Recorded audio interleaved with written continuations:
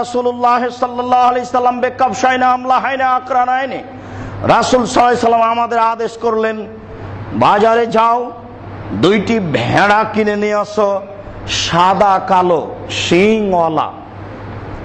অন্য বর্ণনা রয়েছে মওজু আইনে অন্ডকোষ বের করা, আমরা চাঁপাইনবাবগঞ্জের ভাষাতে বলি পেরাই করা, অন্ডকোষ বের করা। আজিম আইনে মোটা তাজা, সামিন আইনে মোটা তাজা। তাহলে মোটা তাজা অন্ডকোষ বের করা শিংওয়ালা সাদা কালো দুইটি ভেড়া কিনে নিয়ে আসো। আনাস রাদিয়াল্লাহু তাআলা আনহু বলেন, আমাদেরকে আদেশ করলেন রাসূল সাল্লাল্লাহু আলাইহি সাল্লাম।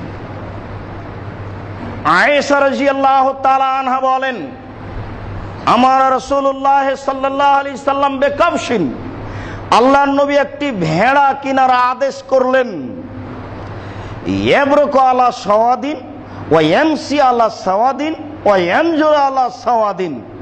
যাও, বাজারে যাও, একটি ভেড়া কিনো, যেই ভেড়াটি কালোতে বসে, কালোতে শয়, কালোতে হাঁটে, কালোতে দেখে।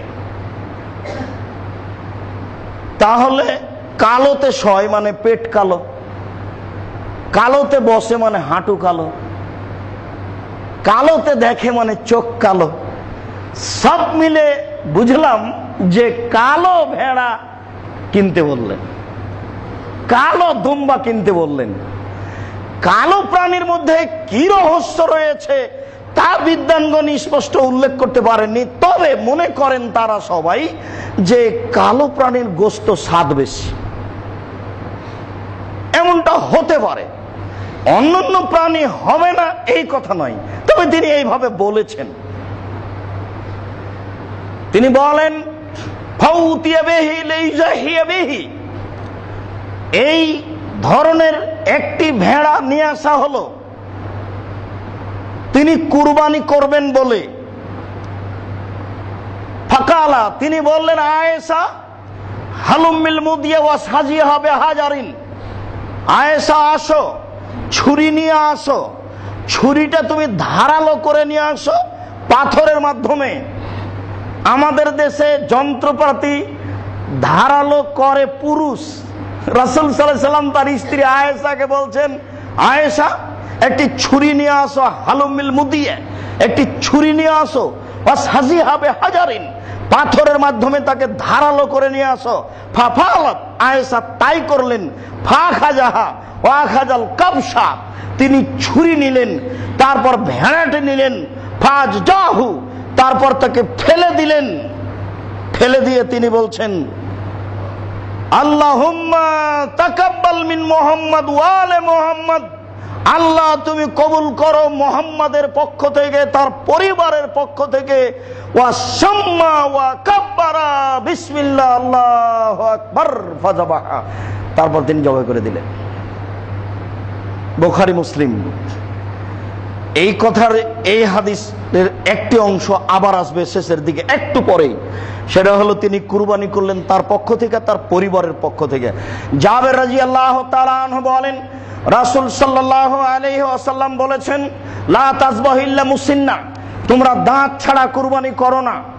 ছাগল দাঁতে 1 বছরে, গরু দাঁতে 2 বছরে, উট দাঁতে 5 বছরে, তবে মানুষ দাঁতে 7 বছরে।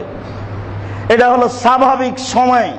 এরপরেও হাদিসের স্বাভাবিক সারমর্ম যা, তাতে দাঁত হতে হবে, এ কথাই সুন্দর, এ কথাই ঠিক। দাঁত হয়ে গেছে কুরবানি করেন, দাঁত হয়নি বিক্রি করে দেয় আরেকটা কিনে। আলী রাদিয়াল্লাহু তাআলা আনহু বলেন, আমারানা রাসূলুল্লাহ সাল্লাল্লাহু আলাইহি সাল্লাম আন্নাস্তাসরিফাল আইনা ওয়াল উযনা, রাসূল সাল্লাল্লাহু আলাইহি সাল্লাম আমাদের আদেশ করলেন, আলী প্রাণী কেনার সময় দেখে নিও চোখ, দেখে নিও কান, দেখে নিও চোখ, দেখে নিও কান। অফিরিওয়ায়াতি অন্য এক বর্ণনায় বললেন, দেখে নিও লেজ, এগুলো বললেন।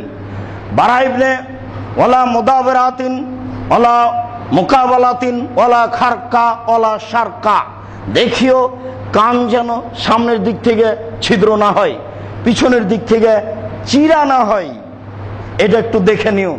কান চিরা হবে না, ফাটা হবে না, ছিদ্র হবে না। একবারে হাত বলিয়ে বলিয়ে বারবার দেখবেন পায়ের দিকে আর কানের দিকে আর লেজের দিকে। কিনে নিয়ে আসার পরে এত হিসাব কেন? এত হিসাব কেন? বাড়িতে যেটা আছে সেটাই করতে হয় না। কে বললো ওকে বিক্রি করেন আর একটা কিনে নিয়ে আসেন? বারা ইবনে আযিব রাদিয়াল্লাহু তাআলা আনহু বলেন, রাসূল সাল্লাল্লাহু আলাইহি সাল্লামকে জিজ্ঞাসা করা হলো, মাজা ইত্তাকা মিনাজ যাহায়া, কুরবানির বিষয়ে কি কি বিষয়ে সতর্ক হতে হবে কুরবানির ব্যাপারে? রাসূল সাল্লাল্লাহু আলাইহি সাল্লাম বলেন চারটি। এক, আল আরজাও বাইয়িনু জালহা, স্পষ্ট ল্যাংড়া হয় না যেন। অল আওয়ারাও আল বাইয়িনু আওরাহা, স্পষ্ট কানা হয় না যেন। অল মারিজাত আল বাইয়িনু মারাজহা, স্পষ্ট রোগা হয় না যেন। অলাল আজফলা তুনকা, শরীরে গোস্ত নেই এমন হয় না যেন। তাহলে 4 নম্বরে বলা হলো মোটা তাজা, যা আগে এসেছিল। যা